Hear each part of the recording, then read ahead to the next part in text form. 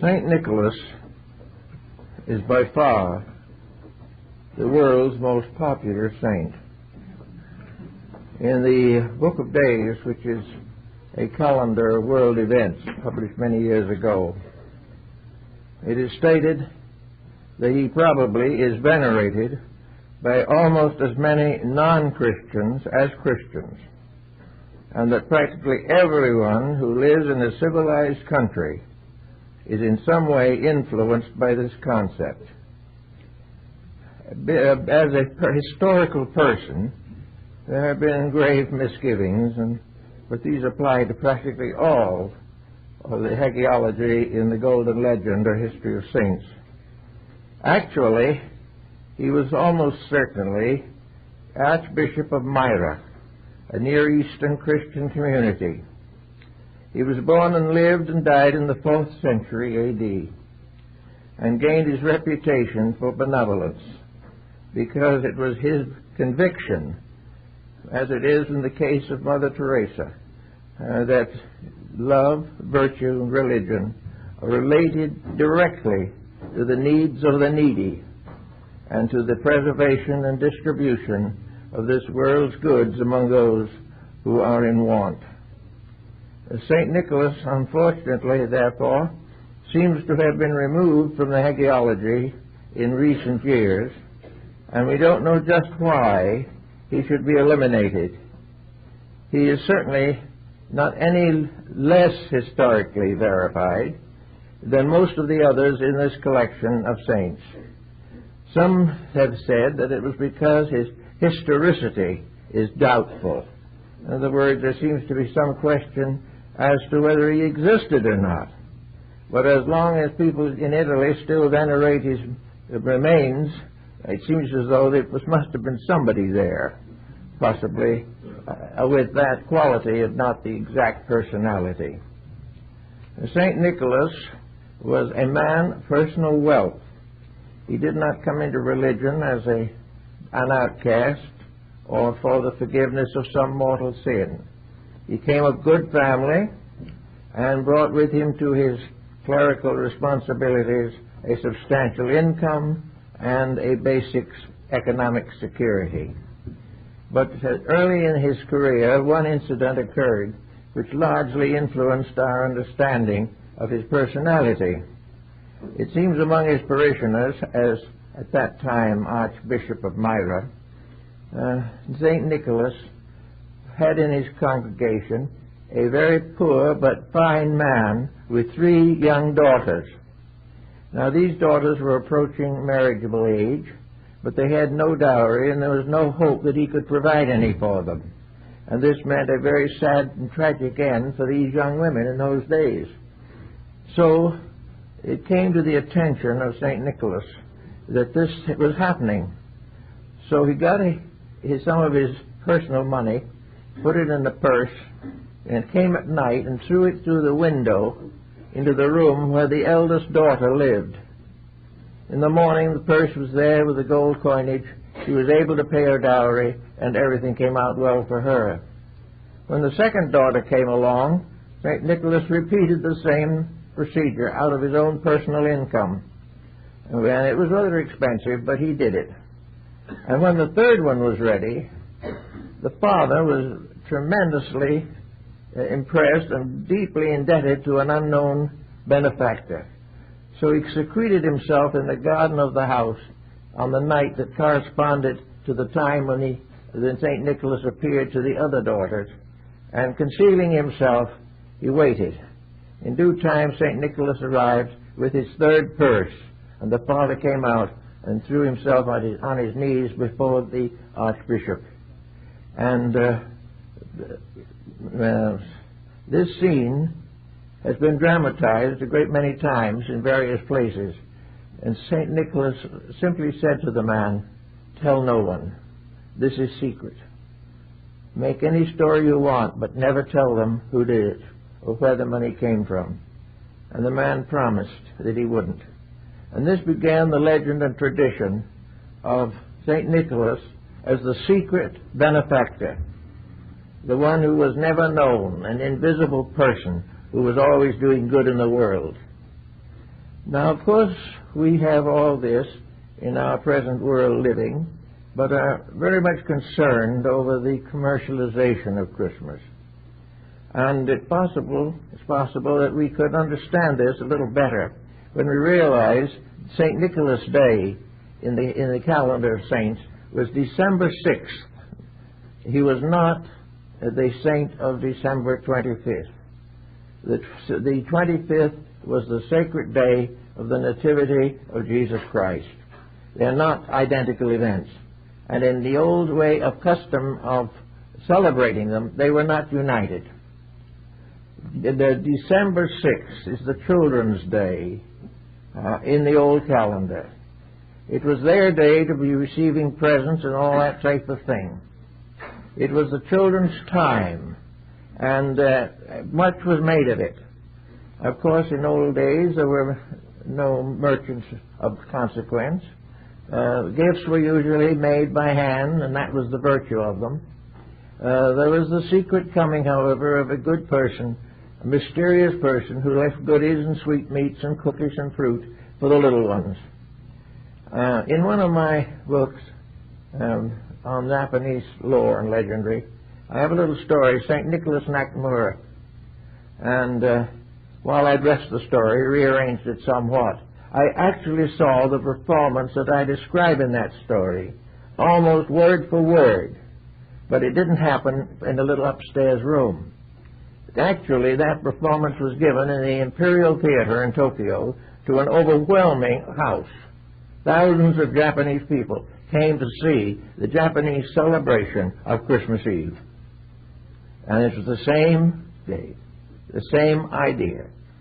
And the little Japanese person, all fixed up in red and with a big white beard and cap, came down the chimney exactly as I described and distributed the gifts to the sleeping children. This is everywhere. It is done in Europe, Asia, Africa, everywhere. The question then seems to me to be why that day should be removed from the saint's calendar. Why is a date like that taken out when so many obviously dubious and doubtful personalities are retained in full splendor? The Church says that it does not deny the right to venerate St. Nicholas, but it is not obligatory. He is not canonical to consider him a saint, but in a non-canonical manner he may be worshipped without in any way going against the rules and regulations of the Church. He is recognized but not any longer sanctified. And at that time he is joined by another saint who also lost stature, Saint Christopher. Christopher carrying the Christ child is one of the most ancient of the symbolic religious symbols. The word Christopher itself means the Christ carrier.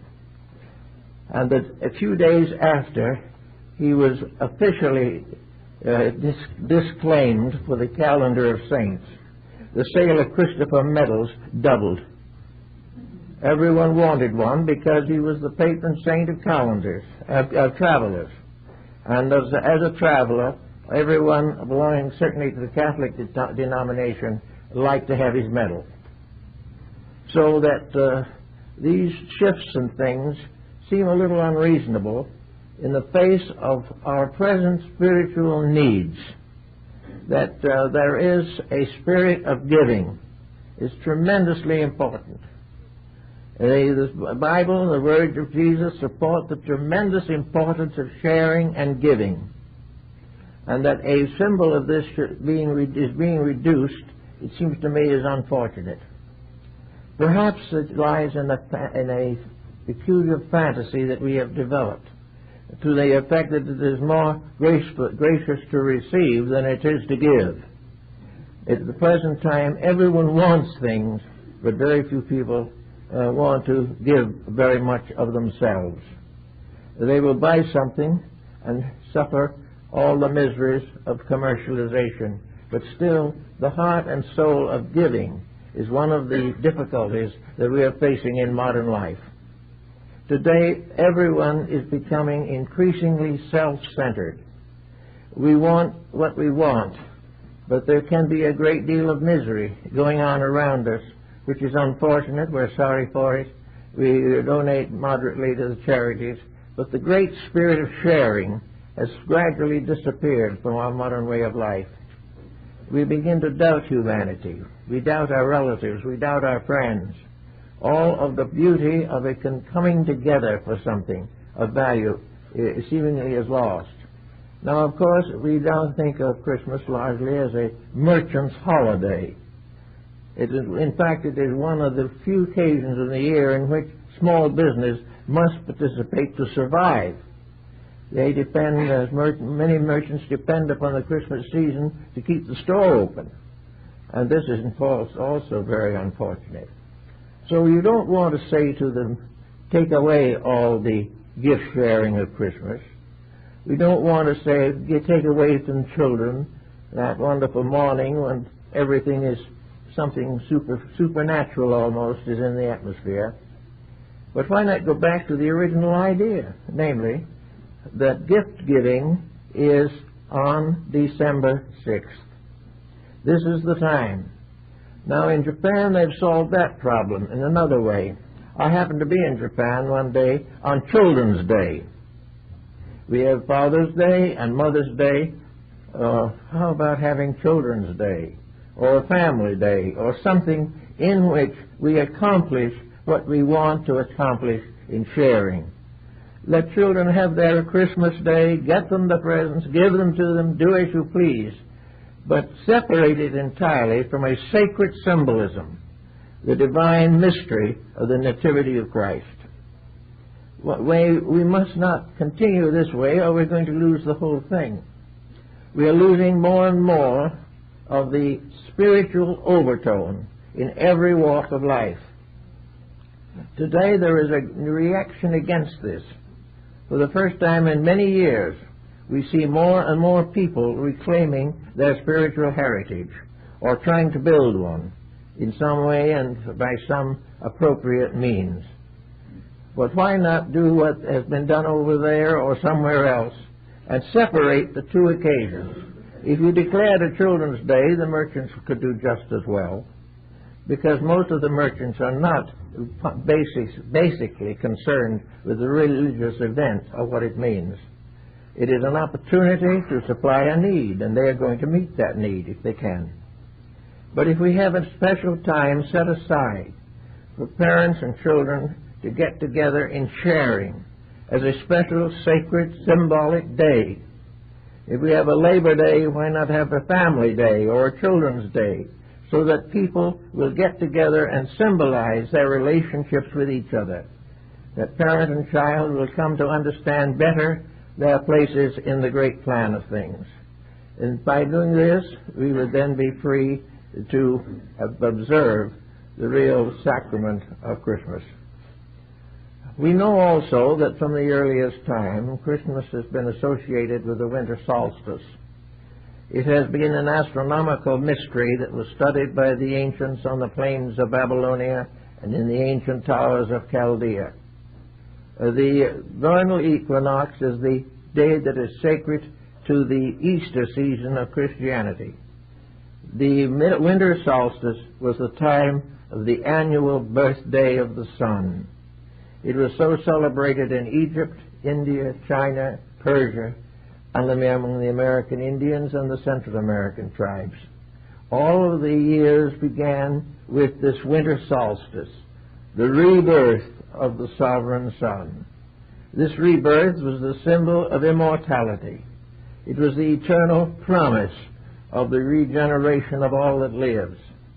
Through the dark years and the months and days of doubt and tribulation, there was always the hope of the resurrection. And the winter season was actually the annual birth of the solar mystery.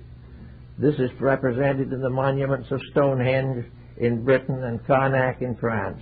All around the great heaps of rocks in strange mathematical patterns were astronomical symbols.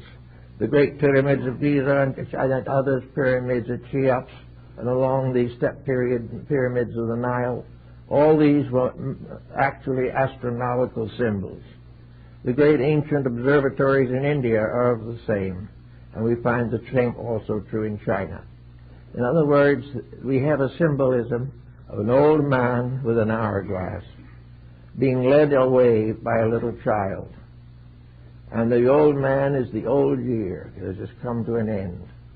And the little child is the new year, the hope of eternity. Therefore, each year we receive a strange and wondrous gift, the gift of renewed opportunity, the gift of new hope, the gift of the possibility of the fulfillment of the best that is in us, the opportunity to grow more, to share better, to understand with greater depth the mystery of our own existence. We are therefore much concerned with the winter solstice, in that it brings to us the realization that that is the moment that separates the past from the future. The past is done. Its debts must be paid in due time, but the future is always in the making. And each new year is a new chance to perfect the world, to complete the project, to fulfill the need, to make new resolutions and new convictions about what to do and how to do it. This is the time when, in ancient days, the great leaders of peoples gathered in sacred and secret sessions in order to discover the gift that they could bestow upon their own citizens, the gift of better living conditions, of more sanitation, of food and clothing, and most of all, of an inner life by which they could be strengthened to meet the needs of daily existence. In our rush of things, we have gradually weakened the inner life of millions of people. They no longer have faith in themselves. They no longer trust others. They no longer look forward to the promise of a new year. It has come to the point now where a new year is merely a new opportunity for hazard and tragedy. These things are wrong. They are morally wrong. And yet the historian would be able to prove conclusively that his most morbid convictions are correct. But that which has been does not necessarily have to be in the future. This time, the winter solstice could be a dividing line between old mistakes and new virtues, to correct faults of the past and bring the gifts and treasures of new resolution to a world in need. At this moment, we are in the most complicated situation, probably, that civilization has ever known. The 20th century has been the most destructive in the history of the world. At any time, in spite of all the tribulations and sorrows and wars that we have had in the past, have we ever come to the same condition of complete insecurity with which we are now afflicted. Something has to be done about it. But we can't do anything by taking away from people their ideals, or diminishing their faith, or reducing their convictions about value and purpose. We cannot help anyone unless we help them to help themselves, to find themselves, and by digging deeper into themselves, find the sacred spirit which alone can command their respect and their obedience. So we need definitely every symbol we can have that inspires the individual to be a better person. We need good laws, we need good education, we need idealism and integrities so that we can build the kind of world that we know is right and proper, instead of going on year after year in these turmoils and confusions with which we are now afflicted. There is coming up among us now many new organizations of one kind or another that are dedicated to trying to find a solution to the grand problem, a solution that is workable, possible, a solution that does not require a miracle except the miracle of a better hope. We need more and more understanding of the requirements of this new viewpoint. And in the early church, particularly in the Near Eastern branches of Christianity, there were many ideas and ideals that would be well worth remembering in this time where we are searching so desperately. The basic concept of early religion was to give. And gradually this has changed till it is to gain. The Lord has no place to lay his head. We build cathedrals and are locked in war and dissension. Therefore, it is necessary to realize the inner mystery of the human soul, that medicine for the present ill must come from within us. It cannot be bestowed upon us from the outside. We cannot be better simply by learning the facts of life. The only good these facts can do is inspire us to live them. If we do not live what we know or believe or discover, then knowledge in itself is a futile effort to accumulate ideas and wisdom and learning. Actually, therefore, there is gradually coming into prominence among people today a definite search for a solution that works, a solution that escapes commercialism, a final realization that we cannot buy salvation, a final realization that no matter what we have, we are still the slaves of what we are. The only correction that is possible is internal. The individual has to be inspired to a better way of life. Now, we can help to inspire him. We can give him opportunities to see or understand better things. In art and music and literature, we can inspire him. We can give him faith a little bit in his own power to grow. But the growing he must do himself. He must do as the Buddhist philosophy has taught from the beginning. He must take every step in the path of his own redemption for himself. No one else can take a single step for him. But somebody may stand behind him or in front of him and help him to make that step. But he must do it himself. And so it is in this great redemption program that the world is working with at the present time.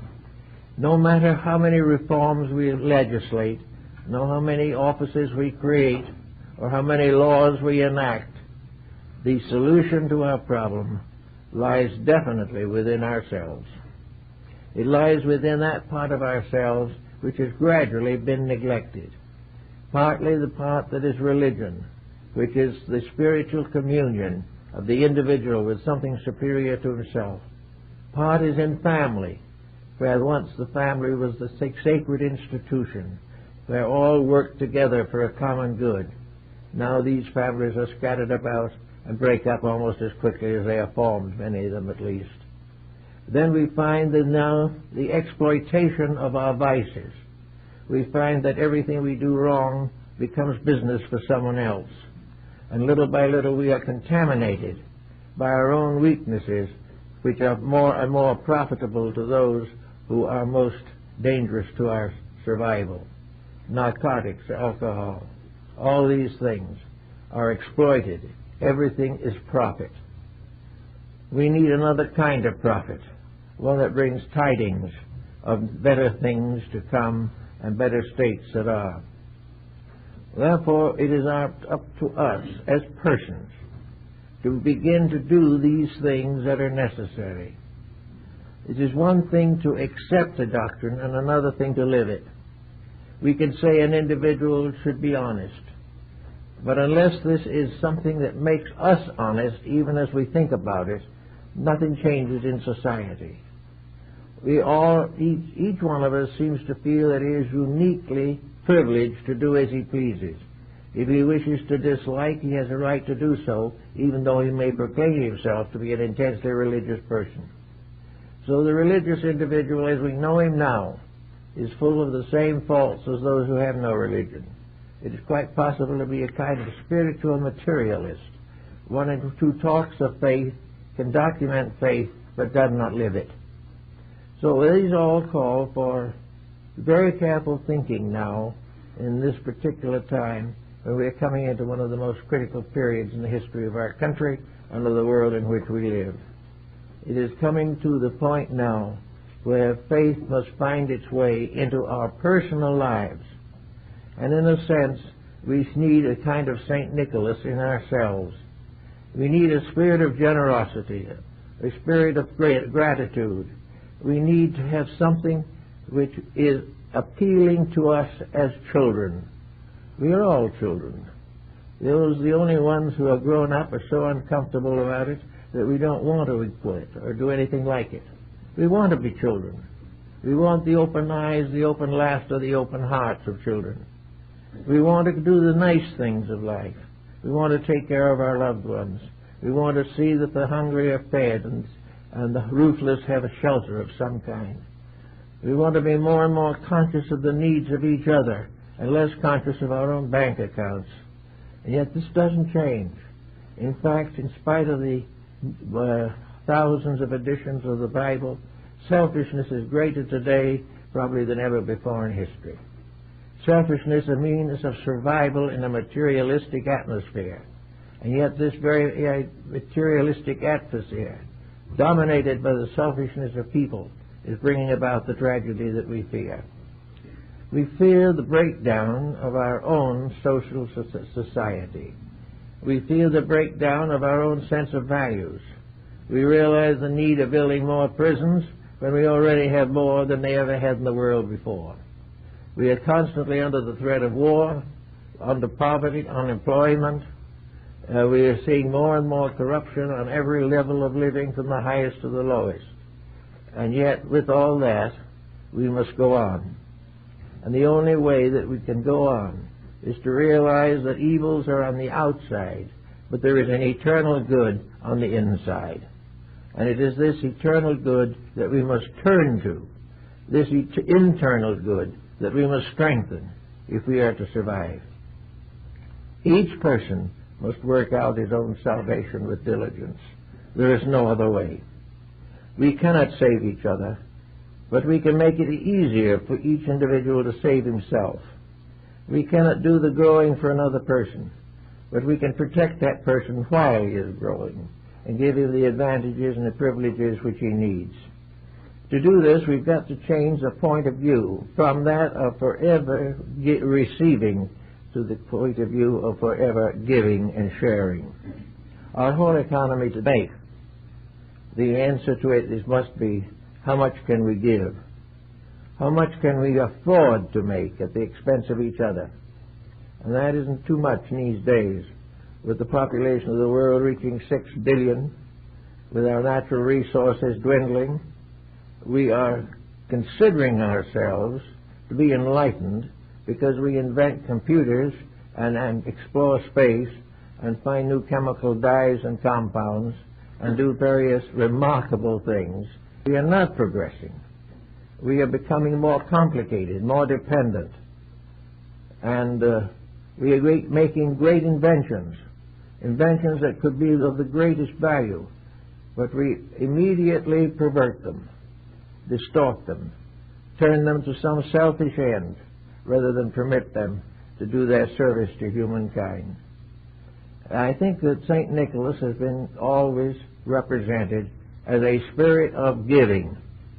And I remember when a child asked me once, where does St. Nicholas get all these things he gives us? How does he know what we want? All these little thoughts and so forth require a kind of fairy tale to be answered in some symbolic manner. But the truth of the matter is that secret giving is a privilege that we all have.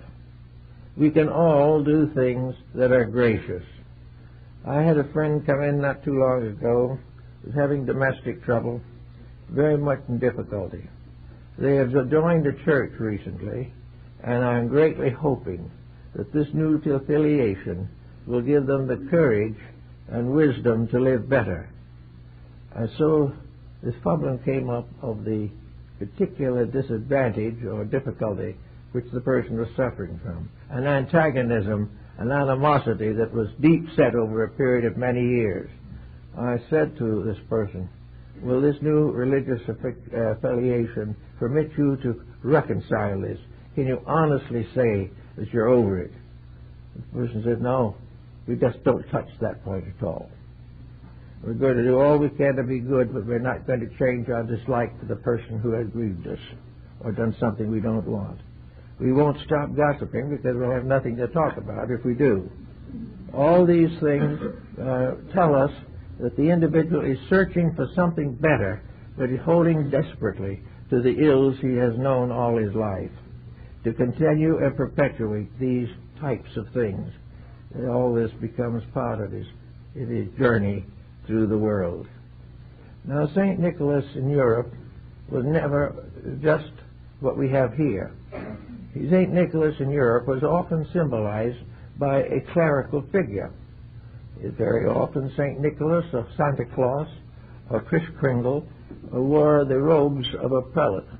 He was a priest with a croised staff and a mitre. He came as a spirit to people, and he brought with him gifts. But these gifts were for the most part homemade. In Europe, no one in the older days would consider a bought gift, because a bought gift is something anyone can do. But if you sit down and you weave a garment, or you do an embroidery, or you carve something yourself, or you paint something, these things are gifts of you to someone else. They carry you. They are not mechanical. They are not made by the million. They are something that you have prepared over a period of time for someone you love, someone you care for, someone you wish to make happy. This was the way it was in the times of old St. Nicholas. There's a story that there was a nunnery near where he lived, and it was part of the ritual of that time that on this day, the 6th of December, the sisters put their shoes or sandals outside their door at night. And in the night, St. Nicholas came and put some fruit, walnuts, or some little symbol in each slipper. This was the gift. Later, some of the people in the early 8th and 9th centuries already hung up stockings. And it was later, but not too far after that the idea that he came down the chimney took form and shape.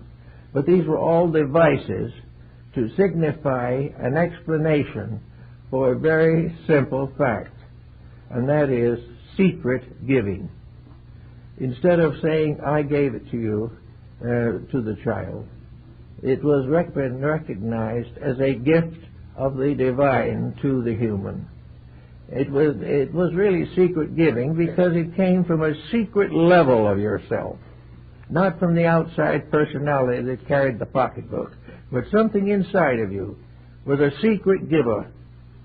And in life, something inside of each of us is the secret source of good for those we care for those we believe in, for those we hope will be happy. So that Santa Claus represents a spirit of generosity in ourselves. It's something in which for a moment we forget what we want and what we would like and what we demand of life to help someone to be happy. What is the greatest joy that we can bestow upon another person? The answer probably is happiness. What is happiness? Is happiness the new fur coat or the new car or things of that kind? No. Happiness has nothing to do with what you have. It has to do with what you are. It is a fulfillment of inner need. Happiness is being at peace with yourself and looking out upon a good world which you can understand, or upon a problem which you can bless because it is going to, in the end, be of value to you. All of happiness, therefore, comes not from what you have, but from an inner sense of safety, an inner sense of unity with life, an inner sense of being one family upon a little ball floating strangely in space. We have here a problem that we're going to have to face more and more. We can't move out of this environment very well. The idea that we may civilize another planet is still rather too remote to be considered important. We are here on a little molehill, which we are outgrowing very rapidly. We have less and less land. We have to destroy more and more in order to survive. The very earth and the elements are polluted. We are constantly creating unnecessary problems and causing suffering to each other. We are making more and more munitions at the same time crying for peace. Actually, we are wearing out the world as we know it and the patience of whatever that creating power is, which has to be God, the only being in the universe that has no limitation upon patience. Patience is a virtue perfected in deity. Deity waits and will wait until the time comes. Deity will win. In the meantime, however, we get ourselves into a lot of trouble. And we are watching, and we are not doing a thing about it. We are not teaching our school children. We are taking away from them their faith. Our educational system emphasizes the reality and inevitability of crime. Our entertainment is mostly the dramatization of crime and delinquency. Our literature is largely commercialized to the point that truth is sacrificed to saleability. Practically everything we have is compromised and developed and directed for profit.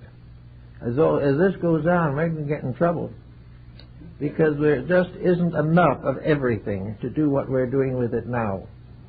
There isn't enough clear air. There isn't enough clear earth.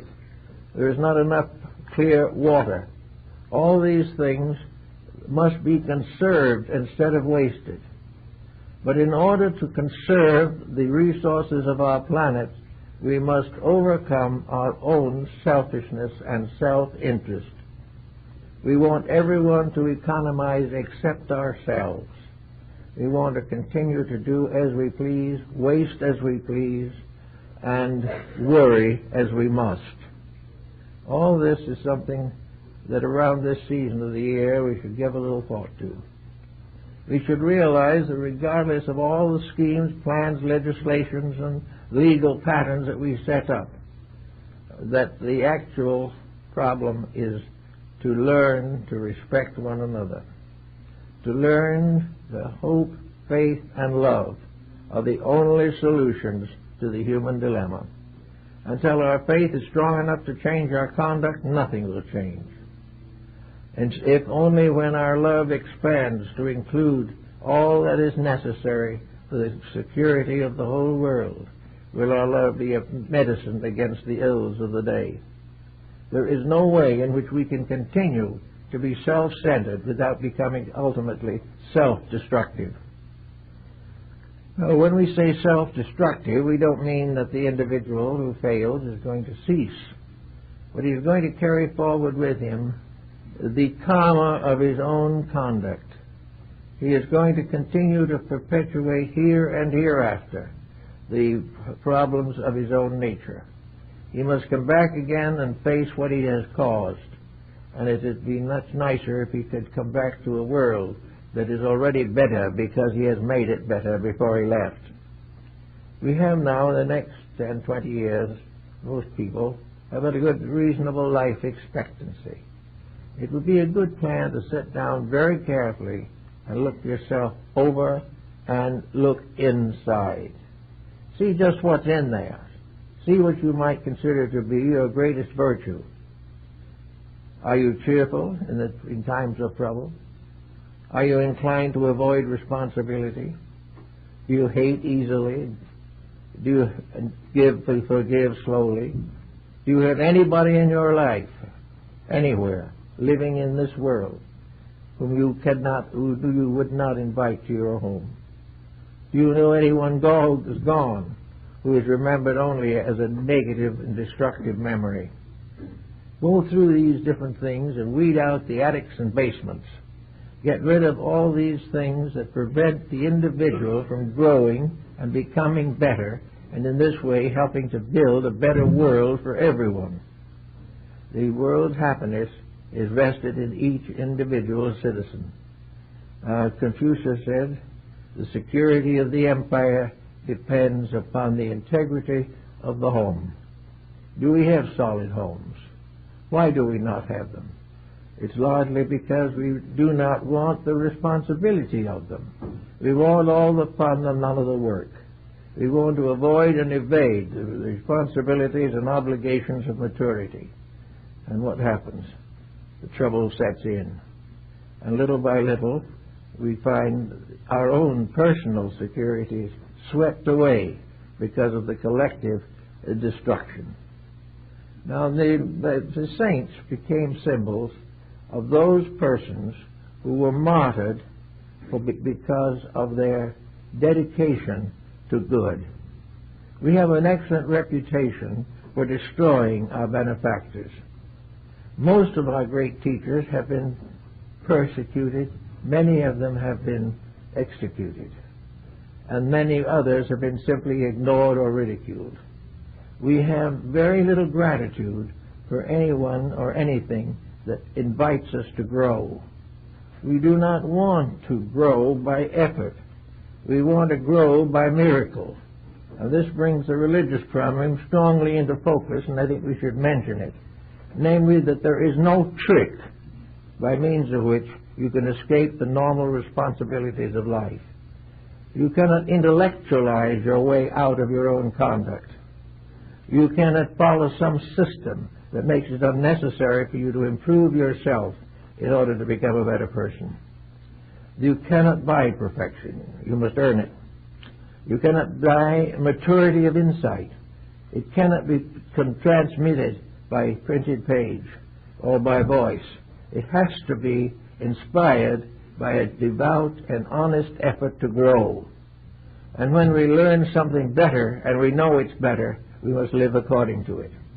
Unless we put the living part in, we gain nothing. Those who would know the doctrine must live it every day. The problem of intellectualizing a problem, solving it without touching the misfortunes of our personal convictions, is just not possible. Everyone who wants to be better has got to be better in conduct. This is something that is again escaping us because we've been accustomed to buying everything.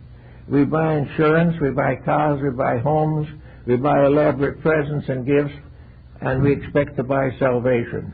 Well, it hasn't been sold yet and probably never will be, because it represents something so completely above and beyond any financial estimation that it is not possible to think in terms of buying our way out of our problems.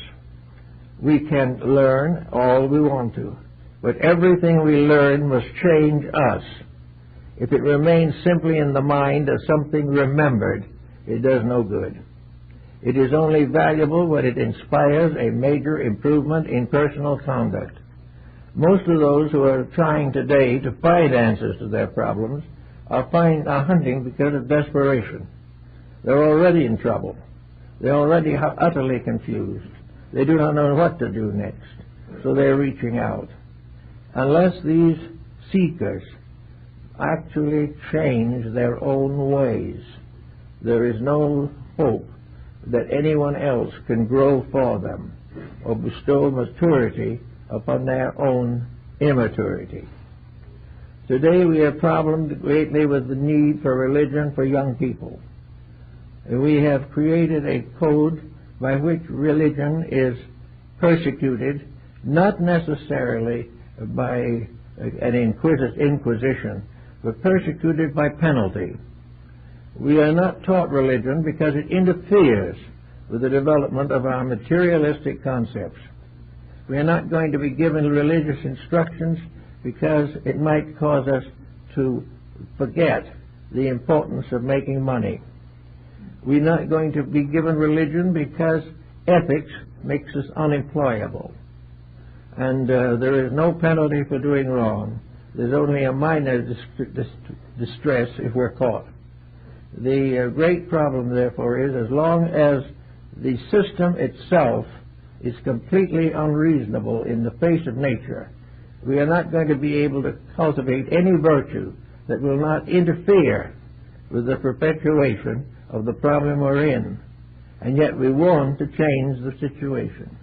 We want to get over the problem, but we don't want to take chances that it's going to penalize us as individuals. So we here are working on this situation of trying to get an idealism to children. Now the answer seems to be coming in a little different way from what we expected. It's the children that are speaking up. More and more the children are asking for help. They're asking for a help that can only be given to them in one way, and that is by the disciplining of life and character. We are faced with juvenile suicides. We are faced with all kinds of juvenile crime and delinquency, juvenile and adult drug addiction. All these things are being brought to our attention. Already moves are being made by the young people themselves to wipe out drug addiction.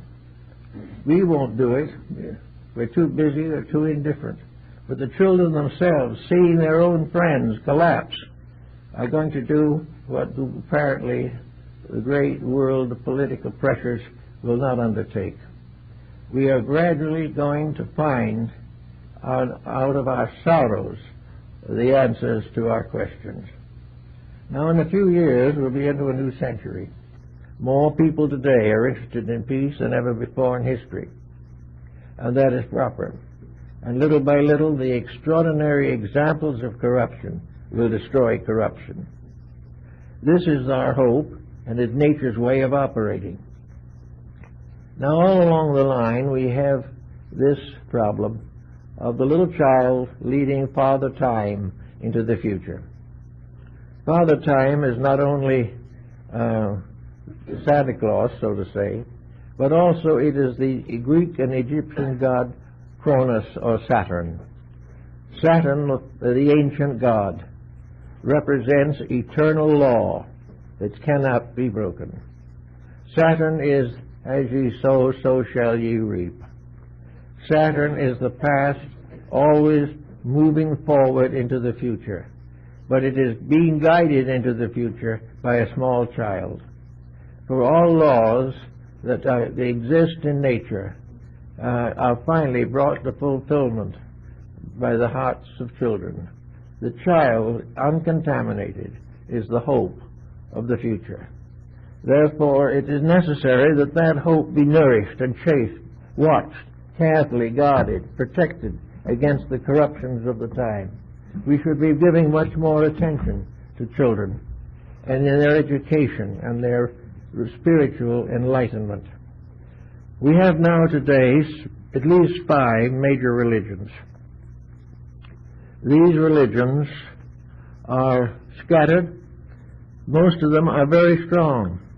The strongest, of course, are actually Christianity, Buddhism, Hinduism, and the philosophical idealism of China under the teachings of Confucius and Lao Tzu. There are many others, however. All of these religions are united in one principle, namely the importance of personal conduct. And most of them at the present time are at war with themselves and each other. Today, the peace that should come from religion is being destroyed by conflicts between creeds and sects. We are allowing these differences to destroy our confidence in religion and our respect for it. We find fanaticism, we find activism, we find all kinds of selfishness and commercialization passed off in the name of religion. This in itself is wrong, but it's because we have built these towering structures over an empty foundation. We have not recognized that no religion can do for us from the outside what we must do for ourselves from the inside. And yet we do not know how to look for it inside. We have certain beliefs and certain convictions, but we also have to realize the importance of the thought that has come down from the past. Be still and know that I am God. Somewhere stillness is important in this. Stillness is not the rankling of creeds. Stillness is the silent contemplation of values. Actually, peace arises in a very simple human way. It is the instinctive love of the parent for child. It is the instinctive recognition that we are most happy when we serve that which we admire, love, or cherish. These things are all opportunities to express, to give forth from ourselves something. We are happier when we have a job than when we have an income. We do not want the leisure because we do not contribute. We want to do something.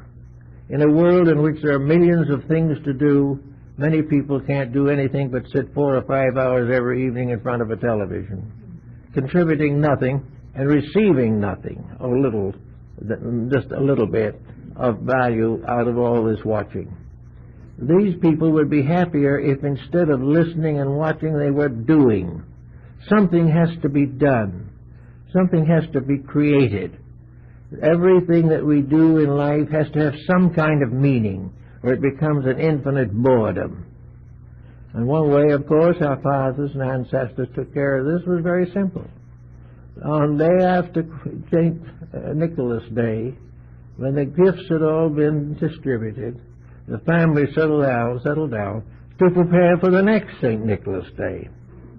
The loom was put back, the embroidery needles were found again, the wood carvers got back, the furniture makers got at it, and the weavers, and everyone was at it, ready for the next session. And this next session was something that really was very well worthwhile. A number of years ago, I spent a Christmas in Rouen in Normandy. It was in a home of a friend of mine, and they had a family on the property that lived in, and this family came from the Norman peasantry. The place in Rouen where Joan of Arc was burned at the stake was only a few miles away. On Christmas Eve there was the great exchange. The owner of the house prepared to receive the guests, his own servants. He was paying them well, there was no problem of that nature. But he put on his very best clothes, and he put out his very best tablecloth, and got out for the French the highest gift of all, his best bottle of wine.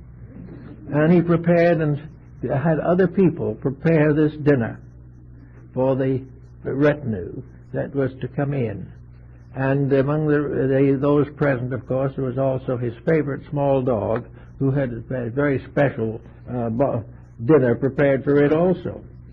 In due time, the guests arrived, typical Norman peasants, each one dressed completely in black, man and woman, black from head to foot, black shoes, greased for the occasion, everything in perfect order, and great sedateness and great silence. They came in a row and sat down as though they were entering a pew at church. They sat perfectly quiet, looking straight ahead.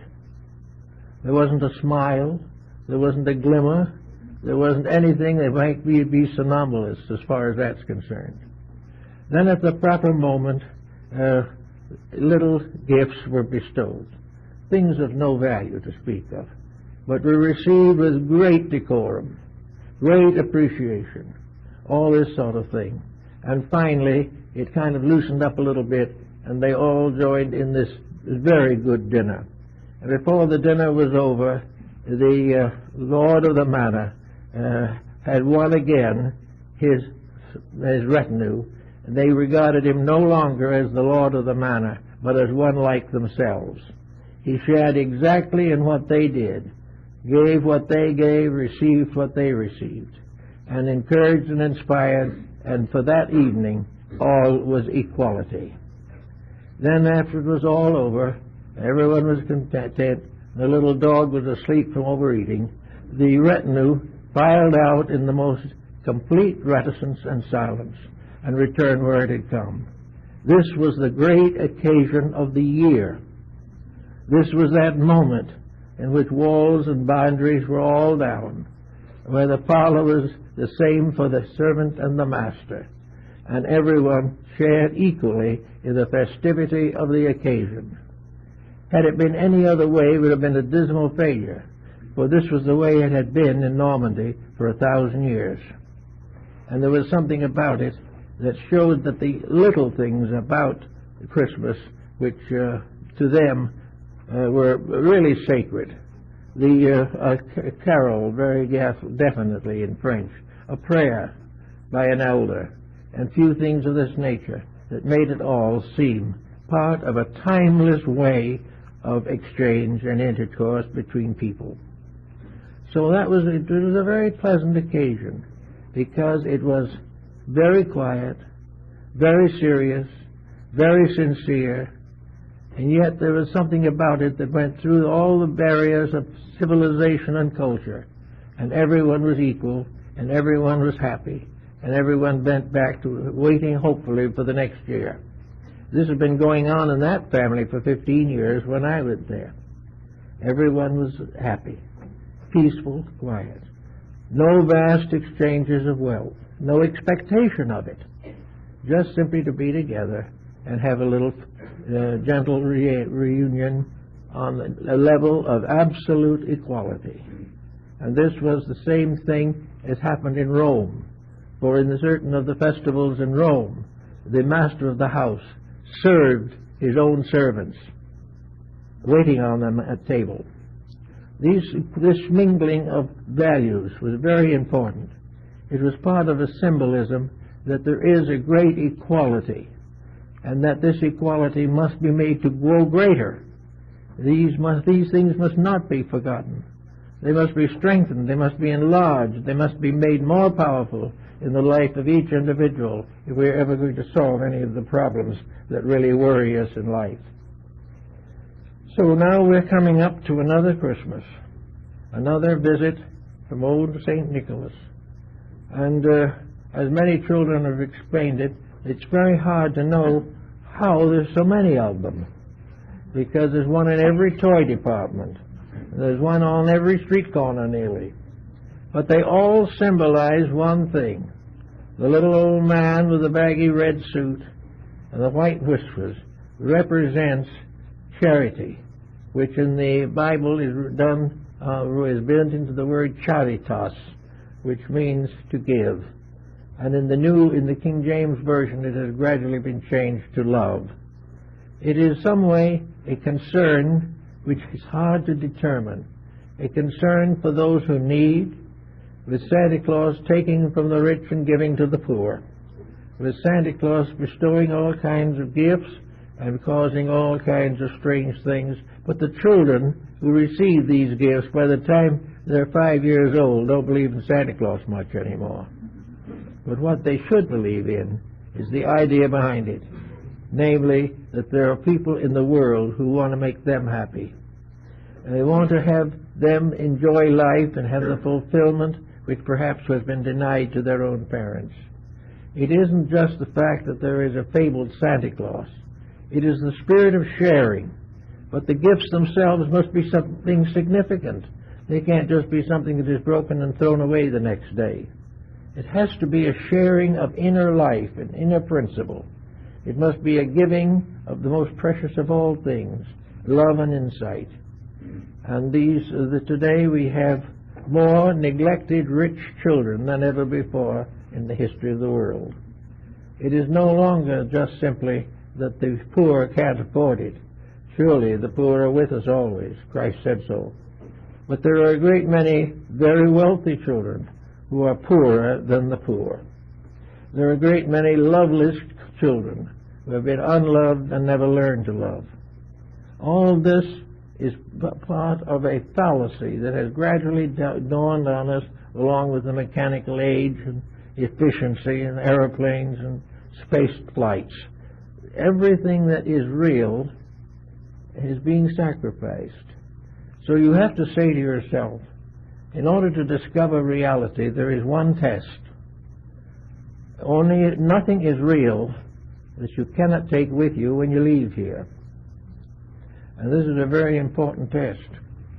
And it eliminates most of the things as which we are willing to sacrifice life and honor. We can't gain eternal value. We can't be happier unless we are able to have values that are stronger than death, that are stronger than time, that endure with faith. We have to recognize the importance of permanence in homes, of understanding between labor and capital, and of the respect and understanding of the problems of governing a nation. All these things must be known by people who love to find realities, who want to support what is right, but do not simply wait until they can condemn something that isn't. All these things mean that we've got to change the tune, change the tone of things. And here comes Christmas now, with our little Santa Claus all around. The merchants doing very well in spite of the collapse of the stock market, which is a little symptom, by the way, of the facts of life. That Santa Claus isn't going to die because the stock market broke down. Something may change. We may have to find a new way to allow him to control our lives more. But these values will endure. And the values for which he represents, will live regardless. We're all going to find the ultimate joy in giving, the ultimate happiness for what we do for others instead of what others do for us. Somehow we got our civilization backwards. We've built it into an all wrong pattern. There are very few things that can be done for us that will help to make us happy, that we couldn't do for others and help to make them happy. But we are all self-centered. We want what we want, and we do not really care very much what others get, if any. Actually, unless we care more for others than we do for ourselves, our civilization must fall. We cannot build a security upon selfishness. We cannot endure and succeed on patterns of competition and self-interest.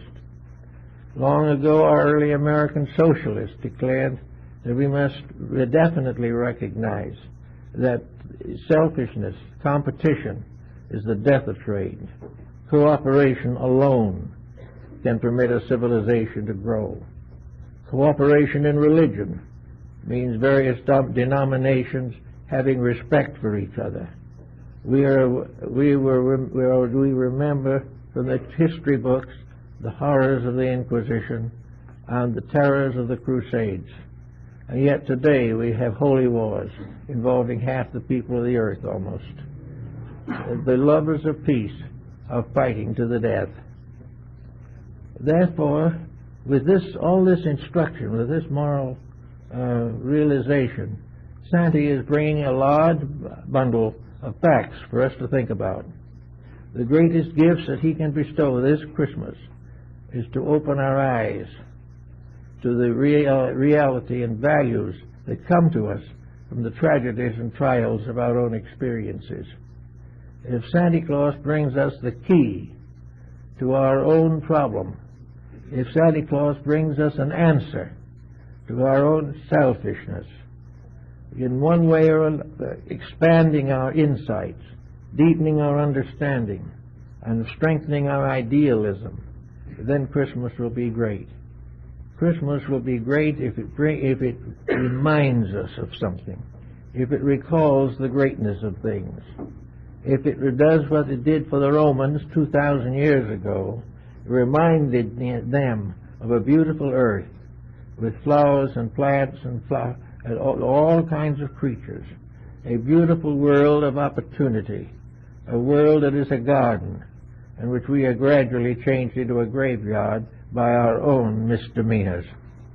So if Santa brings us this year a little love, a little bundle of understanding, a little more of hope, a little more resolve to do those things which will most advance our own lives and the lives of those we love, it will be indeed a very valuable and important Christmas. It will be a Christmas that will not be easily forgotten if it's the one when for the first time we give ourselves with our gifts rather than give the gift and keeping ourselves. This is beautifully represented in a famous poem, The Vision of Sir Longfall, in which the giver must be there or the gift is meaningless. All these things are coming, and we read the paper every day, and every day there is a new disillusionment. And we say to ourselves, there is nothing we can trust. If we realized that there never was anything we can trust except the integrity. There's nothing we can trust unless, as individuals, we understand life, know what is trustworthy, and do not mistake illusions for realities, and do not mistake selfishness as a cardinal virtue, which it is not. So this, maybe some families will have to cut down a little on the gifts. They may not be able to get new cars or something this year. But if they stay home and understand each other, here is a great gift. If we can find ways in which answers come to long delayed questions, long overlooked problems, if the family that is a little rocky decides this year that it's going to get stable, that we're going to think a little less about each one but a little more about the family as a group. If a family is about to break up, now may be the time to mend it and put it together again. It can be put together. Its selfishness and arrogance and suspicions are overcome. Also, if we expect virtues, we are much more apt to find them. It is when we doubt, and finally it comes to a point where nobody really cares. These things have been growing worse and worse. Now, when I think Christmas also, I think another point is valuable. In the Christmas celebrations to this year, whenever you go or whatever you do, recognize the communion that is involved in this sacrament. Christmas must be also a sacrament. It is a moment of realization in a lifetime of uncertainties. It is a moment of recognition and dedication and of gratitude for the wonders and beauties of life that we have probably overlooked and ignored.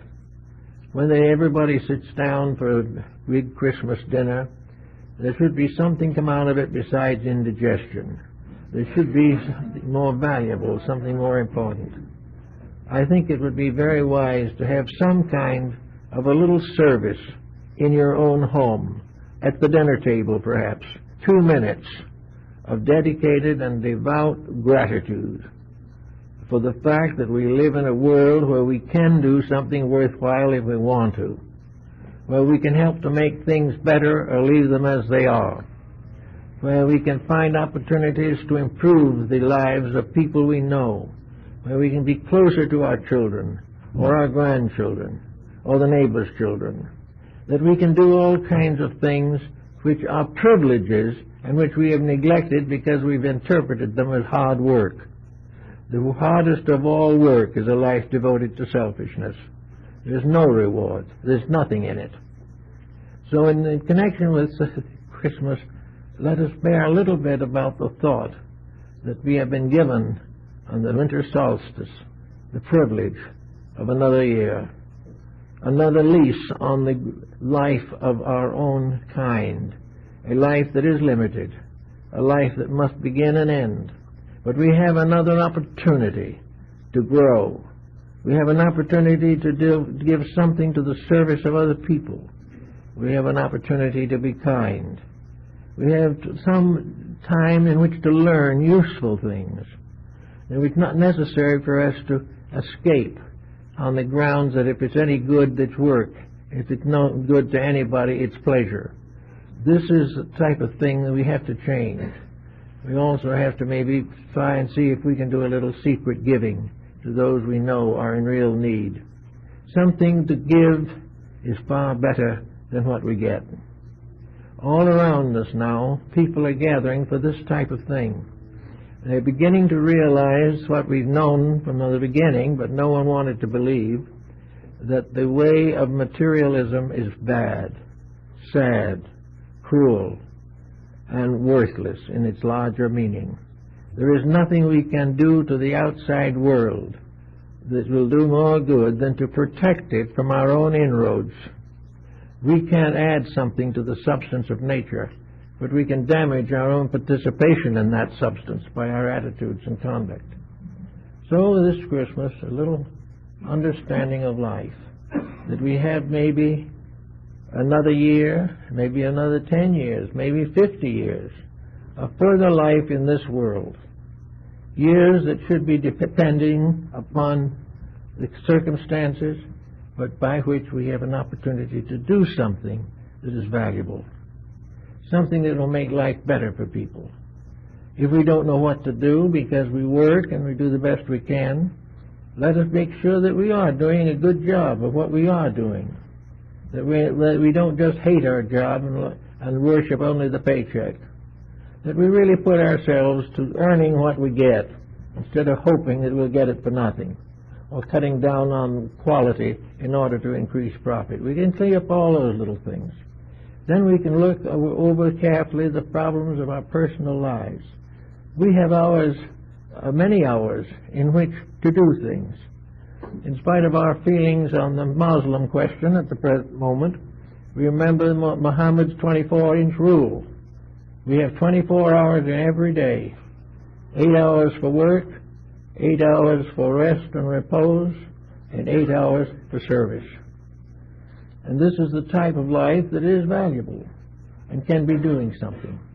We can increase knowledge, we can contribute to various causes, we can do part-time voluntary work with causes we believe in, or we can improve our natures so that we become more useful in the employments where we are. There's something to do besides waste time. We have become the greatest time wasters of all history because we have created a vast entertainment world which is not very entertaining, in which we escape from responsibility into something that is little better than nothing. This idea of looking for entertainment to escape from self is not good. If we were more critical on these points, we'd get better entertainment. We would have things we really want to see or places we really want to go. But simply to go and work for a number of years, retire on Social Security, and consider ourselves to be fortunate when we don't have to work anymore is an illusion. It's the most terrible illusion of all. We're only happy when we're doing something useful, something constructive, something that helps others or improves ourselves as useful citizens. So let's hope that old Saturn or Cronus, old Father Time, when he turns away and turns the world over to the little grandson who is going to follow him, that this new year that is so close to us now is going to be the beginning of the greatest reformation humanity has ever known, the final exhaustion of self-interest, the final recognition of the fallacy of success as we know it.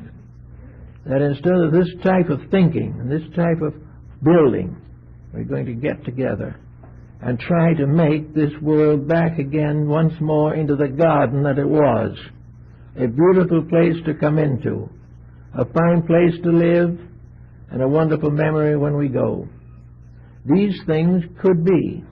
There can be a heaven on earth. There can be a beautiful world here, and it can hold many more people than we have even now if we didn't abuse it, if we didn't try to own it, if we didn't try to subdivide it, if we did not try to cheat each other out of some small part of it. If we could build back the golden age, we would surely have the new Atlantis. We would have a world in which knowledge and skill would be used for the common good, where everything that is necessary to man would be available to man without great financial tragedies, that it would not be necessary to buy what is necessary for survival, that the individual would not have to be wealthy in order to stay healthy, that it is absolutely part of a great program.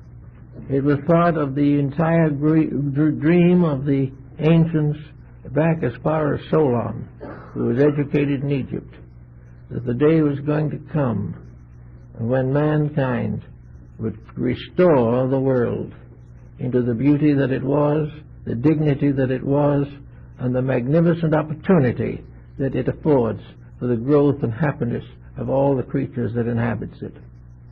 That's all has to come, and that's what maybe Santa Claus is bringing a little of that news in that old sack of his, giving us a little more courage. If this Christmas reminds us that there is a God, if this Christmas reminds us that there have been beautiful and wonderful servants of God, that there have been great teachers in this world to whom we owe a great deal, there have been very many, many faithful little people who have worked and suffered and struggled and given the full measure of devotion to the smaller lives which they have lived. They are just as much heroes as the greatest names in history. Wherever anyone is right, there is a star in the earth as it's like a star in heaven. So we must all try to gain something of this in order to open the new century when it comes. Not as a century in which some great mystery occurs and the heavens open and the celestial choirs appear, but a simple work in which people with reasonable talents take over the development and protection of their environment. It is up to each person to protect the rights of all others, to protect his own. And until this is generally recognized, exploitation will continue without interruption, and there will be no real security anywhere in the world. So that Santa Claus, maybe this year, brings a message which is like the message of old St. Nicholas of Myra, the message of secret help, the secret giving, that in one way or another we are going to be a little better, and we're not going to claim any credit for it, and we're not going to say to someone, look how good I am, or parade our virtues, but by quietly doing what is necessary, we will save our world. We must save it one by one, and we will have to all work together. And as soon as the momentum starts, we're going to discover that the correction of our ills is not nearly as difficult as we thought it was going to be. It is much more difficult to do wrong than it is to do right, but we don't realize that. So then the Christmas time this year, the little man in the red suit can be a symbol of our own conscience. It can be something of our own love and in our hearts, perhaps a blazing symbol of a divine power in ourselves. Santa Claus in our own hearts becomes the bestower of all good to all whom we know and all whom we will meet and understand and contact during the course of the year. So we hope that you'll all think about these things and remember how important this really is to the future of humanity. Also, I want to thank all of you who have been so kind and generous and have sent me some wonderful cards and gifts and things of that nature. We will acknowledge as many as we can, but we're rather short-handed, and therefore let me thank you all here for what you have done and for your patience through this rather difficult health period, for which I'm not especially proud, but there it is. But anyway, we'd like you to know that we appreciate everything that you do to help to carry on this work, which is now carrying on into 68 years of active public work. So we thank you for that. I'd like to also call your attention that we have taken over the publication and distribution of two of my wife's books. One is a story of her adventures in connection with Bruton Vault, and the other is the riddle of the Shakespeare Sphinx. These are now available in full printed form, and the first book is about 600 pages, so you really find out what happened in Williamsburg. And the second one is very interesting because it calls upon a great many sources of knowledge concerning the early foundation of this country from books not generally noted or referred to, which I might happily say, some of which are in our own collection. So we hope you will visit the book table and see these, and we thank you all for being with us, and we wish you a blessing for the coming year, and we hope that you will all be with us, and we will be with you for several years yet to come. Thank you very much.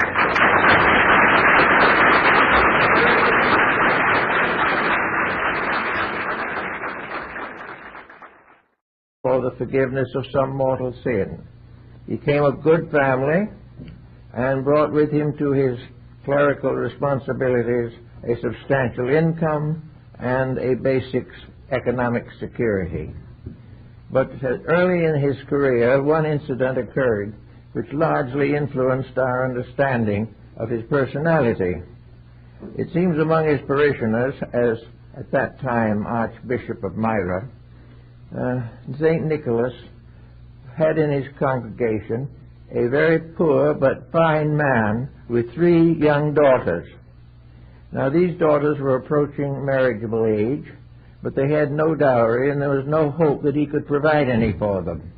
And this meant a very sad and tragic end for these young women in those days. So it came to the attention of St. Nicholas that this was happening. So he got some of his personal money, put it in the purse, and came at night and threw it through the window into the room where the eldest daughter lived. In the morning, the purse was there with the gold coinage. She was able to pay her dowry, and everything came out well for her. When the second daughter came along, St. Nicholas repeated the same procedure out of his own personal income. And it was rather expensive, but he did it. And when the third one was ready, the father was tremendously impressed and deeply indebted to an unknown benefactor. So he secreted himself in the garden of the house on the night that corresponded to the time when St. Nicholas appeared to the other daughters, and concealing himself, he waited. In due time, St. Nicholas arrived with his third purse, and the father came out and threw himself on his knees before the Archbishop. And this scene has been dramatized a great many times in various places. And St. Nicholas simply said to the man, "Tell no one. This is secret. Make any story you want, but never tell them who did it or where the money came from." And the man promised that he wouldn't. And this began the legend and tradition of St. Nicholas as the secret benefactor, the one who was never known.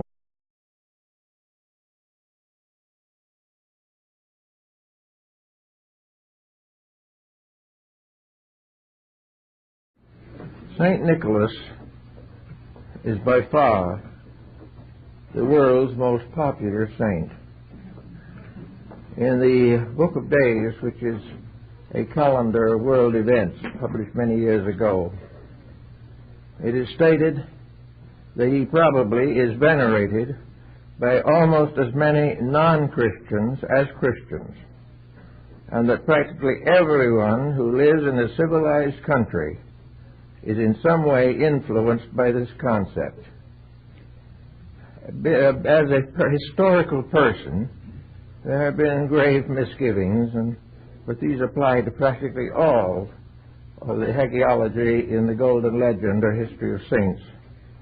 Actually, he was almost certainly Archbishop of Myra, a Near Eastern Christian community. He was born and lived and died in the 4th century A.D. and gained his reputation for benevolence because it was his conviction, as it is in the case of Mother Teresa, that love, virtue, and religion are related directly to the needs of the needy and to the preservation and distribution of this world's goods among those who are in want. St. Nicholas, unfortunately, therefore, seems to have been removed from the hagiology in recent years, and we don't know just why he should be eliminated. He is certainly not any less historically verified than most of the others in this collection of saints. Some have said that it was because his historicity is doubtful. In other words, there seems to be some question as to whether he existed or not. But as long as people in Italy still venerate his remains, it seems as though it must have been somebody there, possibly with that quality, if not the exact personality. St. Nicholas was a man of personal wealth. He did not come into religion as an outcast or from an invisible person who was always doing good in the world. Now, of course, we have all this in our present world living, but are very much concerned over the commercialization of Christmas. And it's possible that we could understand this a little better when we realize St. Nicholas Day in the calendar of saints was December 6th. He was not the saint of December 25th. The 25th was the sacred day of the Nativity of Jesus Christ. They are not identical events. And in the old way of custom of celebrating them, they were not united. The December 6th is the Children's Day in the old calendar. It was their day to be receiving presents and all that type of thing. It was the children's time, and much was made of it. Of course, in old days, there were no merchants of consequence. Gifts were usually made by hand, and that was the virtue of them. There was the secret coming, however, of a good person, a mysterious person who left goodies and sweetmeats and cookies and fruit for the little ones. In one of my books on Japanese lore and legendary, I have a little story, St. Nicholas Nakamura. And while I dressed the story, rearranged it somewhat, I actually saw the performance that I describe in that story, almost word for word. But it didn't happen in the little upstairs room. Actually, that performance was given in the Imperial Theater in Tokyo to an overwhelming house. Thousands of Japanese people came to see the Japanese celebration of Christmas Eve. And it was the same day, the same idea. And the little Japanese person, all fixed up in red and with a big white beard and cap, came down the chimney exactly as I described and distributed the gifts to the sleeping children. This is everywhere. It is done in Europe, Asia, Africa, everywhere. The question then seems to me to be why that day should be removed from the saint's calendar. Why is a date like that taken out when so many obviously dubious doubt donate moderately to the charities, but the great spirit of sharing has gradually disappeared from our modern way of life? We begin to doubt humanity. We doubt our relatives. We doubt our friends. All of the beauty of it coming together for something of value seemingly is lost. Now, of course, we don't think of Christmas largely as a merchant's holiday. In fact, it is one of the few occasions in the year in which small business must participate to survive. They depend, as many merchants depend upon the Christmas season to keep the store open. And this is also very unfortunate. So you don't want to say to them, take away all the gift sharing of Christmas. We don't want to say, take away from children that wonderful morning when everything is something supernatural almost is in the atmosphere. But why not go back to the original idea, namely, that gift giving is on December 6th. This is the time. Now, in Japan, they've solved that problem in another way. I happened to be in Japan one day on Children's Day. We have Father's Day and Mother's Day. How about having Children's Day or Family Day or something in which we accomplish what we want to accomplish in sharing? Let children have their Christmas Day, get them the presents, give them to them, do as you please, but separate it entirely from a sacred symbolism, the divine mystery of the Nativity of Christ. We must not continue this way or we're going to lose the whole thing. We are losing more and more of the spiritual overtone in every walk of life. Today there is a reaction against this. For the first time in many years, we see more and more people reclaiming their spiritual heritage or trying to build one in some way and by some appropriate means. But why not do what has been done over there or somewhere else and separate the two occasions? If you declared a Children's Day, the merchants could do just as well. because most of the merchants are not basically concerned with the religious events. Helpful personalities are retained in full splendor. The Church says that it does not deny the right to venerate St. Nicholas, but it is not obligatory. He is not canonical to consider him a saint, but in a non-canonical manner he may be worshipped without in any way going against the rules and regulations of the Church. He is recognized but not any longer sanctified. And at that time he is joined by another saint who also lost stature, Saint Christopher. Christopher carrying the Christ child is one of the most ancient of the symbolic religious symbols. The word Christopher itself means the Christ carrier. And that a few days after he was officially disclaimed for the calendar of saints, the sale of Christopher medals doubled. Everyone wanted one because he was the patron saint of travelers. And as a traveler, everyone belonging certainly to the Catholic denomination liked to have his medal. So that these shifts and things seem a little unreasonable in the face of our present spiritual needs. That there is a spirit of giving is tremendously important. The Bible, the words of Jesus, support the tremendous importance of sharing and giving. And that a symbol of this is being reduced, it seems to me, is unfortunate. Perhaps it lies in a peculiar fantasy that we have developed, to the effect that it is more gracious to receive than it is to give. At the present time, everyone wants things, but very few people want to give very much of themselves. They will buy something and suffer all the miseries of commercialization, but still the heart and soul of giving is one of the difficulties that we are facing in modern life. Today, everyone is becoming increasingly self-centered. We want what we want, but there can be a great deal of misery going on around us, which is unfortunate. We're sorry for it,